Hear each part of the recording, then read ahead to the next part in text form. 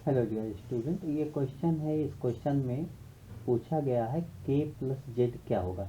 इसका मतलब this k हो गया आपके पास और ये z हो गया, mean area of k plus Z आपसे पूछा गया है। ये क्वेश्चन आपके पास है, तो area of k plus Z आप कैसे निकालोगे ये देखना है। देखिए, इसके लिए सबसे पहले हमें एरिया निकालने के लिए हमें सभी साइड मालूम होनी चाहिए। इस ट्रायंगल की जो बिली वाला ट्रायंगल है, ये ट्रायंगल है, इसकी सभी साइड मालूम होनी चाहिए। तो साइड मालूम हो, यहाँ पर 4 दिया गया r इक्वल टू, इसका मतलब ये तो आपके पास 4 गिवन है, तो ये भी तो 4 हो जाएगा, इस 4 हो जाएगा। Mean A B equal to 8 given है and A C equal to आपके पास 6 गिवन है। तो क्या मैं बी सी निकाल सकता हूँ? बिल्कुल आप बी सी निकाल सकते हो, क्योंकि ए बी आपका डायमीटर हो गया, तो एंगल सी आपका क्या हो जाएगा, राइट एंगल, मतलब 90 डिग्री हो गया। तो आप ये लिखोगे, बी सी निकाल सकते हो। ये इक्वल टू क्वेश्चन मार्क अभी हम कर लेते हैं और यहाँ पर नोट कर लेते हैं, A B equal to diameter, therefore angle C equal to 90 degree, angle in semi circle. ये आपकी कंडीशन हो गई। therefore in triangle A C B, A B square equal to, A B mean this side square equal to A C square plus B C square. ये आपके पास हो गया। A B आपके पास देखिए 4 प्लस 4 8 हो जाएगा, 8 square equal to A C आपके पास 6 गिवन है, 6 square plus B C square, ये हमें नहीं मालूम है। तो 8 स्क्वायर 64 होता है, माइनस 6 स्क्वायर को इस साइड लाओ 36 equal to B C square हो गया आपके पास। और जब इसमें सॉल्व किया, B C square equal to 14 minus 6 8, 5 minus 3 2, B C square आपके पास 28 हो गया। therefore B C equal to 4 7 जा 28 मीन 2√7 हो गया। तो हमारे पास ये भी आ गया कि हम बी सी निकाल लिए इस समय, तो बी सी भी आ गया। अब एरिया मुझे निकालना। देखिए, एरिया में हम ये बोल देते हैं कि ठीक है, इसकी एरिया के गिवन है, दिस की एरिया ए हो जाएगी, इसकी एरिया बी हो जाएगी, इसकी एरिया सी हो जाएगी। ऐसे मैंने सबकी एरिया लिख दिया। अब तो हमें एरिया निकालना था। एरिया किसका निकालना था? इस के पार्ट का निकालना, जेड पार्ट का। तो इसको निकालने के लिए सबसे पहले मैं इस पूरे सेमी सर्किल की एरिया निकाल लेता हूँ, इस दोनों, मीन के प्लस ए, एरिया ऑफ के रीजन प्लस एरिया ऑफ ए, ये एरिया ही है।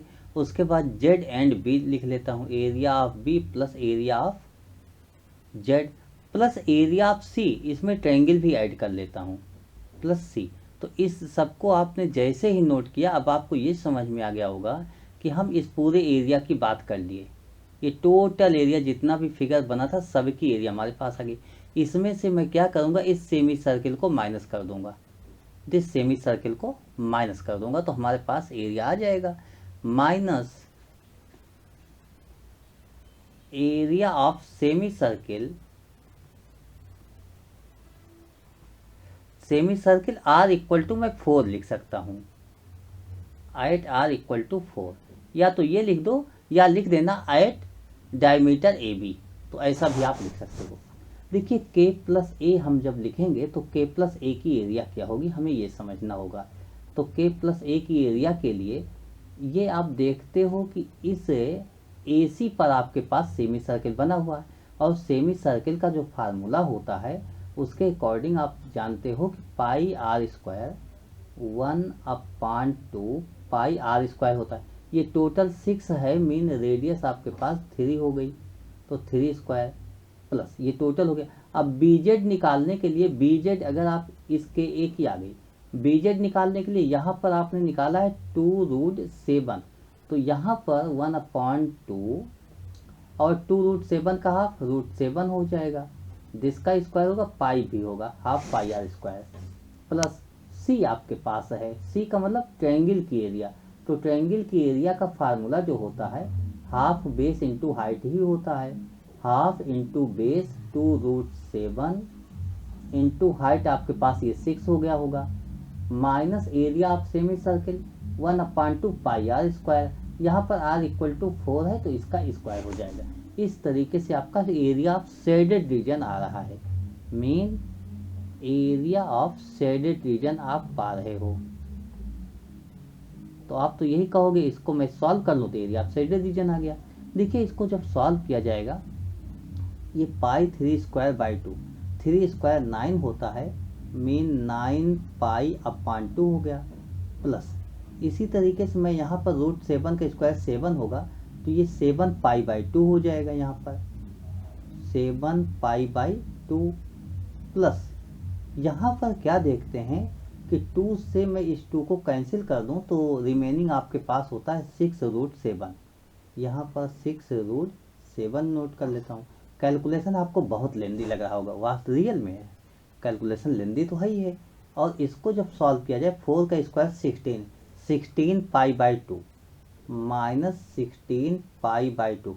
अच्छा यहाँ पर क्वेश्चन हो सकता है कि सर आपने डिवाइड इसको क्यों नहीं किया, तो नहीं किया कोई बात नहीं, आगे आइए देखते हैं।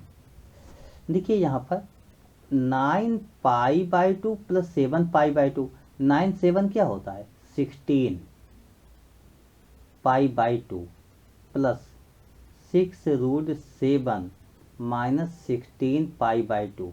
अच्छा अब आप चाहो तो डिवाइड वगैरह कर लेना, लेकिन मुझे नहीं लगता है डिवाइड करना, क्योंकि 16 पाई बाई 2 यहाँ पर है, माइनस 16 पाई बाई 2 है, तो ये दोनों तो अपने आप कैंसिल हो गया, ये इससे कैंसिल हो गया, प्लस माइनस है तो इक्वल टू आपके पास क्या आ गया 6√7, 6√7 आपके पास आ गया। और यही तो रिमेनिंग एरिया हो गई। अच्छा r इक्वल टू 4 कुछ गिवन नहीं था सेंटीमीटर वगैरह, तो इसमें हम लिख देंगे स्क्वायर यूनिट। अब स्क्वायर यूनिट में जो भी यूनिट गिवन हो वो होगा। तो इस तरीके से आपने शेडेड रीजन की एरिया निकाल दिया। और शेडेड रीजन आपके पास क्या था, एक बार फिर से फिगर देख लो, इस तरीके से आपको अपना शेडेड रीजन दिख गया होगा कि कहाँ पर है, के और जेड, के और जेड का सम बताना था आपको एरिया में। ये देखिए के प्लस जेड बताना था, तो आपने के प्लस जेड क्या निकाला 6√7 स्क्वायर यूनिट, ये आपका आंसर हो गया। तो मुझे उम्मीद है कि आपको ये क्वेश्चन समझ में आ गया होगा अच्छी तरीके से, यहाँ पर कोई डाउट नहीं होना चाहिए। Okay, thank you, bye.